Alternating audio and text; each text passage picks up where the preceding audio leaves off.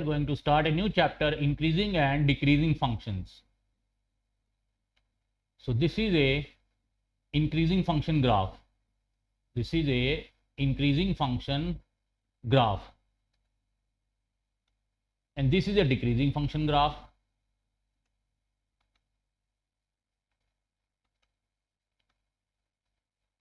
Now increasing and decreasing functions. Let function variables a are real numbers. Then f is said to be monotonically increasing on a if x1 x2 that belongs to a set a, x1 less than x2. For example, x1 is less than x2.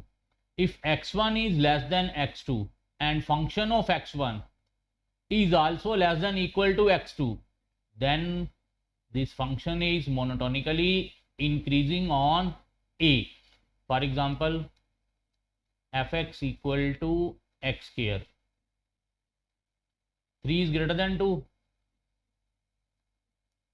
F of 3 square is equal to 9. F of 2 square is equal to 4. F of 3 is greater than f of 2. If 3 is greater than 2 and f of 3 is also greater than f of 2, then this function is increasing function. So this is the basic definition of increasing function. For example, this is a graph that is increasing, constant, again increasing. This is called a monotonically increasing. Up to this point the function increasing, then from this point to this point it is a constant, and again from this point to this point function is increasing. This is not a continuous increasing, so that's why it is called a monotonically increasing. Monotonically increasing matlab at some points it is increasing and then it is constant. Example, fx equal to x 0 to 2 and 2 to 4 it is constant, and 4 to 6 it is x minus 2. For example, 0 to 2. f of 1 कौन सा function होगा student? x की value 1 put कर दीजिए. अब 2 to 4 for example f3 का answer क्या आएगा? 2. 4 to 6 फॉर एग्जांपल 5 में कौन सा फंक्शन है? x minus 2. वैल्यू 5 की पुट कर दी, x की वैल्यू 5 माइनस 2 क्या आ गया? 3. सो क्या हो रहा है? फंक्शन क्या हो रहा है? इंक्रीज कर रहा है. लेकिन बिटवीन 2 to 4 क्या था? कांस्टेंट. मींस ये आपका ग्राफ इस तरह से है, पहले इंक्रीज कर रहा है, फिर कांस्टेंट हो गया, फिर से क्या कर रहा है? इंक्रीज कर रहा है. So these are the monotonically points कि जहां पे फंक्शन इंक्रीज कर रहा है, फिर से कांस्टेंट हो गया, फिर से इंक्रीज कर रहा है. Means at some points it is increasing and then it is constant and then again increasing. So that's why it is called a monotonically increasing on 0 to 6. Now if f is said to be strictly increasing on a, x1 x2 belongs to a, and f of x1 less than f of x2 if x1 is less than x2. This is a basic definition of increasing function. This is a continuous increasing. This is a continuous increasing. Student, monotonically में क्या था? x1 less than x2. f of x1 less than equal to f of x2. ये फर्क है. ये था monotonically increasing और ये क्या है? Strictly increasing. मतलब equal to साइन नहीं है यहाँ पे. मतलब यहाँ पे किसी भी पॉइंट्स पे फंक्शन आपका कांस्टेंट नहीं होगा. ये क्या है? Monotonically increasing. This is not strictly increasing. और ये क्या है? सिर्फ फंक्शन क्या कर रहा है? इंक्रीज कर रहा है. तो ये क्या है? Strictly increasing. ये क्या है? Strictly increasing. और स्ट्रिक्टली इंक्रीजिंग की डेफिनेशन ये रही, x1 less than x2 implies f of x1 less than f of x2. This strictly increasing function graph. For example f of x is equal to x cube. This is strictly increasing on r. मैंने x square लेके आपको prove कर दिया पहले. fx equal to x square is also strictly increasing on 0 to 2, for example. So these are the strictly increasing functions. Now next is monotonically decreasing. On A, if x1 belongs to x2, x1 comma x2 belongs to A, x1 less than x2, but f of x1 greater than equal to f of x2, so monotonically में equal to भी आ सकता है. So अगर x1 less than x2 है और f of x1 greater than equal to f of x2 है, तो क्या होगा? monotonically decreasing. This is the monotonically decreasing graph. Decrease कर रहा है, कांस्टेंट हो गया, डिक्रीज कर रहा है.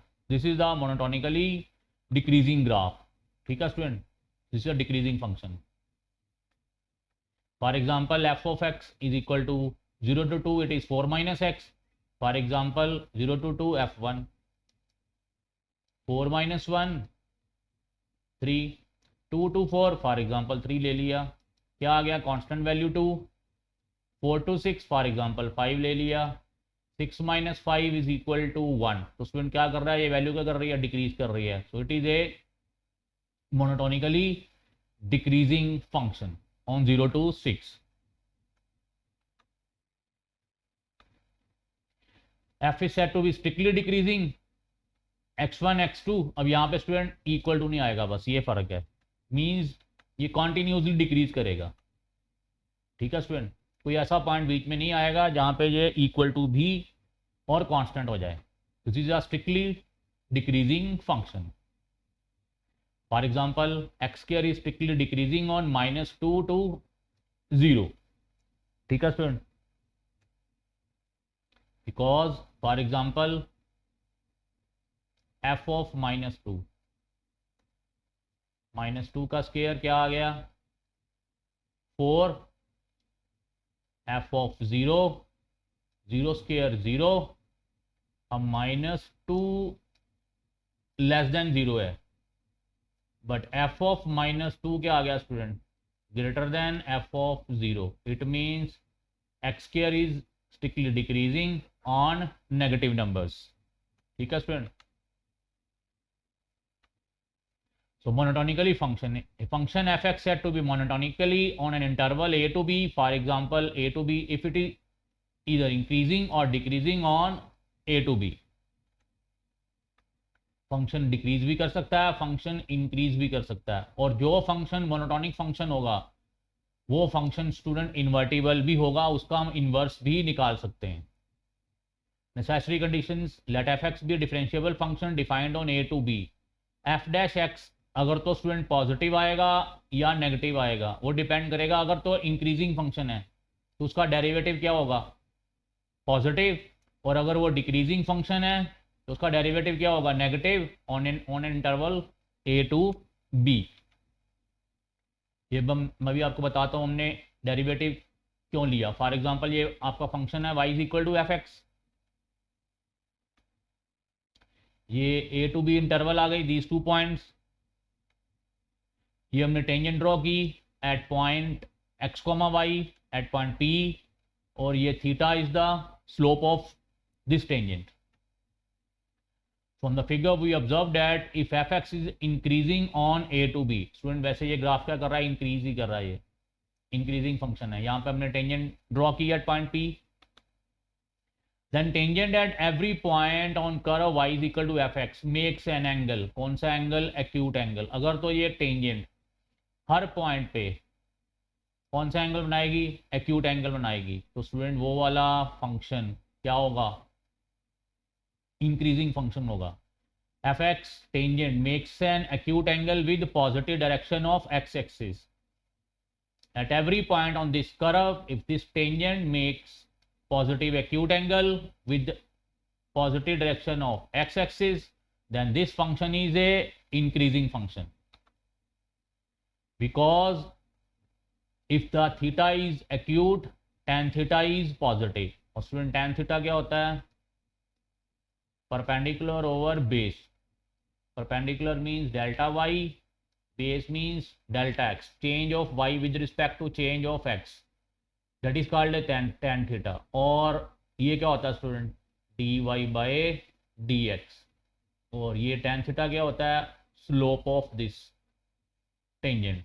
सो अगर थीटा एक्यूट है, tan थीटा पॉजिटिव है, means dy by dx positive आ गया, तो स्टूडेंट वो वाला फंक्शन क्या होगा, स्ट्रिक्टली इंक्रीजिंग। ओके हो गया। सो अब क्या कंडीशन आ गई, इफ जो हमें फंक्शन दिया हुआ है अगर उसका डेरिवेटिव पॉजिटिव आ गया उस इंटरवल a टू b में, तो फंक्शन fx क्या होगा, इंक्रीजिंग फंक्शन होगा। अब ये डिक्रीजिंग फंक्शन, ये डिक्रीज कर रहा है स्टूडेंट, ये फंक्शन डिक्रीज कर रहा है a to b, tangent draw की, और ये एंगल क्या आ गया, acute angle, sorry obtuse angle. Obtuse angle means tan theta क्या हो जाएगा, नेगेटिव, मींस डेरिवेटिव क्या हो गया, negative, because tan theta means derivative dy by dx, tan theta is change of y with respect to change of x, slope of graph. So if f dash x negative on a given interval a to b, then the function is a decreasing function. So sufficient conditions क्या आ गई, let f be a differentiable function defined on a to b, अगर f dash x positive आएगा उस interval में a to b में तो वो increasing होगा, अगर नेगेटिव आएगा उस इंटरवल a टू b में तो fx क्या होगा, आपका फंक्शन डिक्रीजिंग फंक्शन होगा। So these are the sufficient conditions. So monotonicity of function at a point or locally increasing and decreasing functions. So let f be a function defined on neighborhood of a real number a के आसपास, then f is said to be locally increasing at a, मतलब a पे नहीं, a के आसपास।